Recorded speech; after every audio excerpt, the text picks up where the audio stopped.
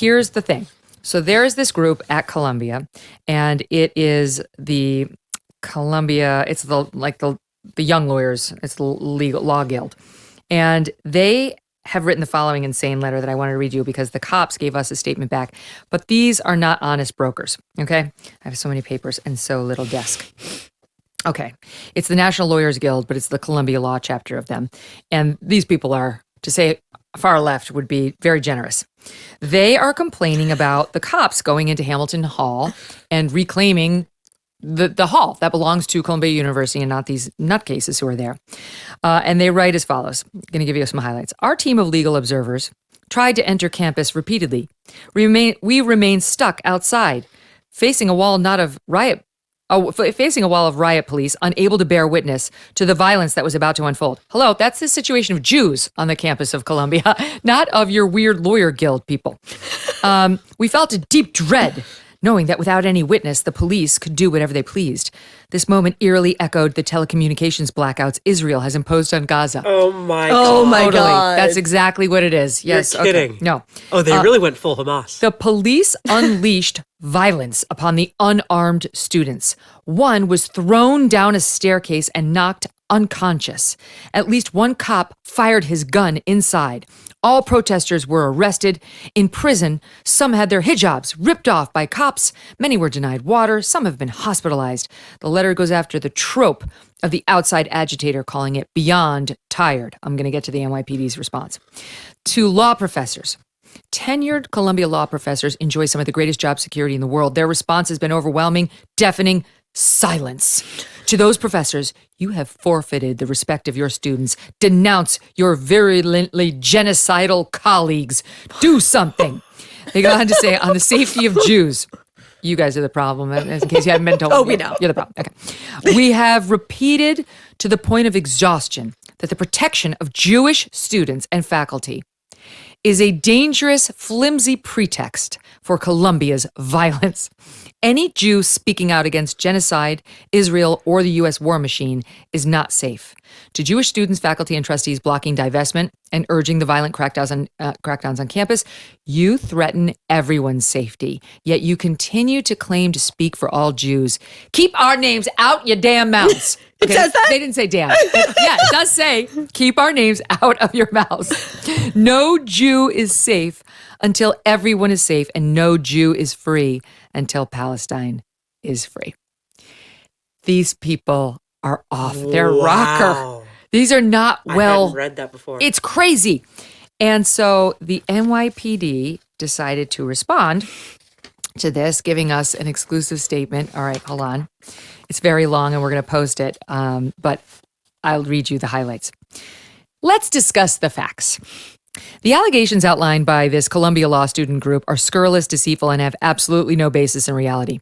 The writers are in league with the unruly mob that broke into Hamilton Hall, doing all the bad things.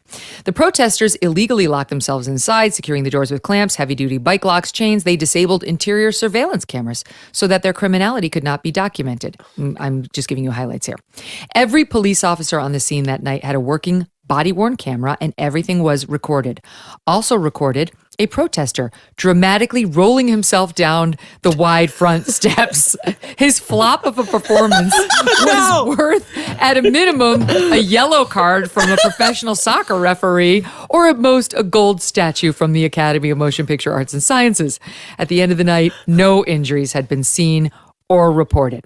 What we learned a long time ago is that reversing the roles between offender and victim is a tactic often employed by professional demonstrators and their sympathizers, the same method exploited by sex offenders and perpetrators of domestic violence. It is an insidious form of psychological manipulation, gaslighting. And one plain fact remains. Those arrested at Hamilton Hall were not victims. And despite their urgent imploring to the contrary, they never will be. Boom, NYPD. That's the way it's done. How great is the NYPD? And then they say, keep our names out your mouth. Can you believe that? That letter is bone chilling. That letter. Go back to the letter for a second. The letter's long. The letter says that no Jew, I just want to make sure I understand it. Yeah. that unless you were a Jew that denounces Israel, you will not be safe? Yes, That correct. no Jew is safe until Palestine is safe, or until that- Palestine is free. Also that. Yes, hold on. I'm pulling it back up. So many It's just papers. so unbelievable. So many papers You know and it's so not little good when you're desk. starting a sentence. No Jew is safe. Yeah. Just There- stop what you're writing. They're exhausted of saying that the protection of Jewish students and faculty is a dangerous, flimsy pretext for Colombia's violence. Colombia is now committing the violence. Any Jew speaking out against genocide Israel or the U.S. war machine is not safe because they're saying like all the right. Jews are on our side is what they're saying. If you're a Jew, like Jewish Voices for Peace, which we all know is not really Jewish nor for peace, that those people are not safe because, of the man. To the Jewish students, faculty, and trustees blocking divestment and urging the violent crackdowns, you threaten everyone's safety. So if you don't want to divest, This is the predicate to violence. if you want to end the crackdown, if you want to end the campus encampments, then you threaten everyone's safety. Exactly. That's what they This say. is what's so important here is they are saying that by being yourself, in other words, the fundamental part of 95, let's even be conservative, 90% of Jews' identity, which is a connection to forgetting the two-state solution, forgetting all the modern politics. Jewish identity is fundamentally tied to the land of Israel. That's like basic. Anyone that denies that is a historical revisionist. We could have another 2 hours about all of that. They're basically saying that unless you cut off an absolutely essential part of your religious, ethnic, peoplehood identity, you yourself are a threat to humanity Yeah. and to peace. Haven't we heard that? Haven't we heard that before? Mm-hmm.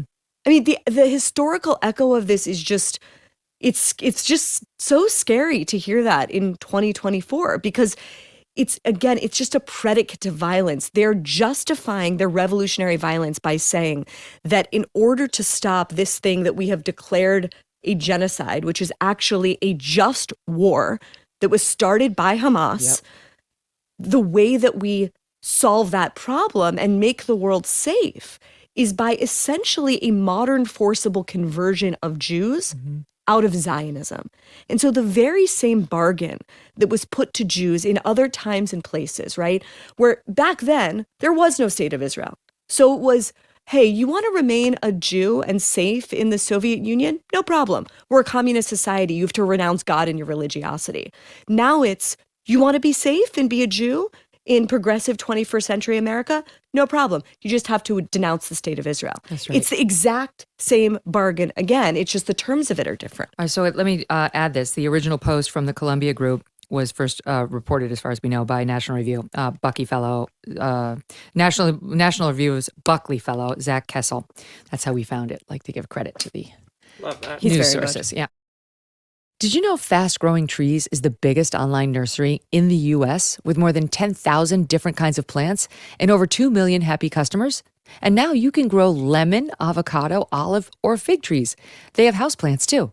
Fast Growing Trees makes it easy to order online and ship directly to your door in 1 to 2 days. You can even find the perfect fit for your specific climate, location, and needs. Whether you are looking to add some privacy, some shade, or some natural beauty to your yard, Fast Growing Trees is ready to help you make the right selection from their nursery.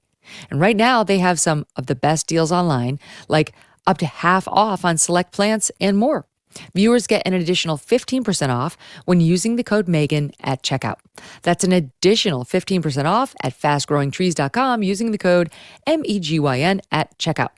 Go to fastgrowingtrees.com, code Megyn. This offer won't last forever. Tell them I sent you. Hey, thanks so much for watching. If you like what you just saw, hit the subscribe button for more clips and full episodes.